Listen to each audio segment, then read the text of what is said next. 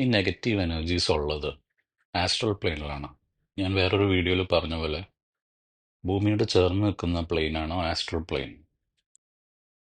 Astral പ്ലെയിനിൽ എന്ത് ചിന്തിക്കുന്നോ അത് മാനിഫെസ്റ്റ് ചെയ്യും, അത് സത്യമാകും. അതിപ്പോൾ നമ്മൾ ഫിസിക്കൽ പ്ലെയിൻ ഭൂമിയിൽ നിന്നോട് ചിന്തിക്കുന്ന കാര്യങ്ങൾ ആസ്ട്രൽ പ്ലെയിനിൽ മാനിഫെസ്റ്റ് ആവും. അപ്പോൾ ഈ എൻറ്റിറ്റീസ് അല്ലെങ്കിൽ ഈ ലോ വൈബ്രേഷൻ അല്ലെങ്കിൽ ബാധ എന്നൊക്കെ പറയുന്നത് ആസ്ട്രൽ പ്ലെയിനിലുള്ള ആണ് ഉള്ളത്. അപ്പോൾ അവര് നമ്മുടെ അടുത്ത് നമ്മുടെ ഓറിക് ഫീൽഡിൽ വരുമ്പോൾ അവര് തന്നെ ഒരു വയലറ്റ് ഫ്ലെയിം അല്ലെങ്കിൽ ഒരു ബ്ലൂ ഫ്ലെയിം, ഗോൾഡൻ ഫ്ലെയിം, ഒരു തീ പോലെ അ- അവരങ്ങനെ ബേൺ ആവും എന്ന് നമ്മൾ സങ്കല്പിക്കണം എപ്പോഴും.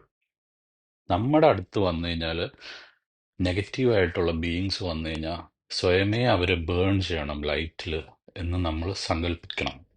അപ്പോൾ നമ്മൾ സങ്കല്പിച്ച അത് ആസ്ട്രൽ പ്ലെയിനിൽ നടക്കും, ആസ്ട്രൽ പ്ലെയിനിൽ മാനിഫെസ്റ്റ് ആവും. അപ്പോൾ ശരിക്കും അങ്ങനെ എൻറ്റിറ്റീസ് നമ്മുടെ ഫീൽഡിലേക്ക് വരുമ്പോൾ അവർ തന്നെ ബേൺ ആവും. അപ്പോൾ അവര് ദൂരെ പോവും. അപ്പോൾ ഇത് കുറച്ച് ദിവസം നിങ്ങൾ പ്രാക്ടീസ് ചെയ്യണം. ഇതിങ്ങനെ സബ് കോൺഷ്യസ് മൈൻഡിൽ വരണം. അപ്പോഴാണത് നമ്മളറിയാതെ തന്നെ ആ എനർജി ഫീൽഡ്, ആ എനർജീസ് നമ്മുടെ ഫീൽഡിൽ വരുമ്പോൾ തന്നെ ഈ സബ് കോൺഷ്യസ് മൈൻഡ് വർക്ക് ചെയ്യും. തന്നെ അവരെ ബേൺ ചെയ്യിക്കുന്ന സെൻസേഷൻ അല്ലെങ്കിൽ ആ ലൈറ്റ് പ്രൊഡ്യൂസ് ചെയ്യും. ഈ ഈ എനർജീസിനൊന്നും ലൈറ്റ് ഇഷ്ടമല്ല.